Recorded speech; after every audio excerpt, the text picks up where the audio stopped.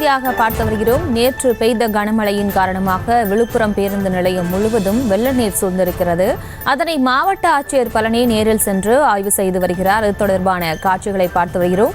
மேலும் விவரங்களோடு இணைகிறார் செய்தியாளர் தாமோதரன். தாமோதரன், வணக்கம். மேலும் விவரம். வணக்கம் பிரியங்கா. விழுப்புரத்தில் நேற்று மற்றும் நேற்று முன்தினம் உள்ளிட்ட இரவு நேரங்களில் தொடர்ந்து மழை பெய்து வருகிறது. நேற்று கனமழையானது பெய்தது.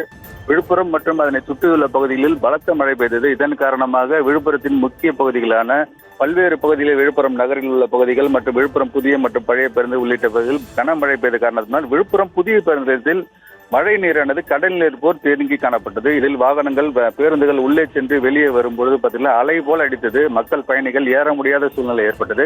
இதன் காரணமாக மிகுந்த சிரமத்திற்கு உள்ளாகினர் பயணிகள். இந்த பயணிகள் ஏற முடியாமல் இந்த வாகனங்கள் பேருந்துகள் பார்த்தீர்கள் என்றால் உள்ளே செல்ல முடியாமல் வெளியே நின்றபடியே அந்த பயணிகளை ஏற்றிக் கொண்டு சென்றனர். இதனால் பேருந்து பயணிகள் மிகுந்த சிரமத்திற்கு உள்ளாகினர்.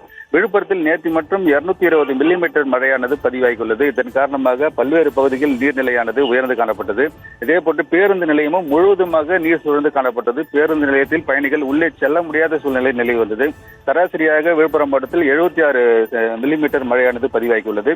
இந்த பேருந்து நிலையத்தின் இன்று காலை மாவட்ட ஆட்சியர் மற்றும் விழுப்புரம் சட்டமன்ற உறுப்பினர் லட்சுமணன் உள்ளிட்டவர்கள் நேரில் சென்று ஆய்வு செய்து இந்த பணியானது இந்த மழைநீர் தேங்கியுள்ள மழை நீரினை அப்புறப்படுத்தும் பணிகளை ஈடுபட்டு வருகின்றனர். இந்த நகராட்சி ஊழியர்களையும் துரிதப்படுத்தி இந்த மழைநீர் தேங்கியுள்ள மழை நீரை அப்புறப்படுத்த துரிதமான நடவடிக்கை மேற்கொண்டு வருகின்றனர். இது தொடர்ந்து சிறிய மழை பெய்தால் கூட விழுப்புரம் பேருந்து நிலையம் முற்றிலும் மழை நீர் தேங்கி பயணிகள் செல்ல முடியாத சூழ்நிலை உருவாகிறது. இதற்கு காரணம் கோழியனூரான் வாய்க்கால் என்ற வாய்க்காலை தூர்வாரப்படாமல் மிகுந்த ஆக்கிரமிப்பில் உள்ளது. இந்த விழுப்புரம் நகரின் முக்கிய பகுதியில் உள்ள இந்த கோழியனூர் வாய்க்காலை தூர்வாராமல் பெரும்பாலான பகுதிகள் இந்த வாய்க்கால் பகுதிகள் ஆக்கிரமிப்பு காரணமாகவே இந்த பகுதியில் மழை நீர் தேங்கப்படும் அந்த பேருந்து நிலையத்தில் தேங்கப்படும் மழை நீரானது வெளியில் செல்ல முடியாமல் அங்கேயே தேங்கி நிற்கிறது.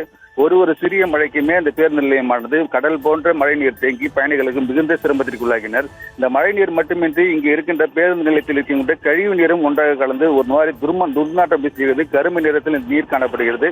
இந்த நீரில் இறங்கி செல்வதற்கே மக்கள் மிகுந்த சுகாதாரக்கேடு ஏற்பட்டுள்ளது, அச்சப்படுகின்றனர். இதனை உறுதியாக நடவடிக்கை மேற்கொண்டு இதன் கோழியனூர் வாய்க்காலை சரி செய்து இந்த பேருந்து நிலையத்தில் இந்த நிரந்தரமாக இந்த மழை நீர் நிற்காத வண்ணம் பணியினை மேற்கொள்ள வேண்டும் என இந்த பகுதி மக்கள் மற்றும் சமூக ஆர்வலர்கள் மிகுந்த கோரிக்கை விடுத்துள்ளனர். பிரியங்கா, விவரங்களுக்கு நன்றி தாமோதரன். செய்திகளை உடனுக்குடனும் துல்லியமாகவும் தெரிந்து கொள்ள சப்ஸ்கிரைப் பண்ணுங்க.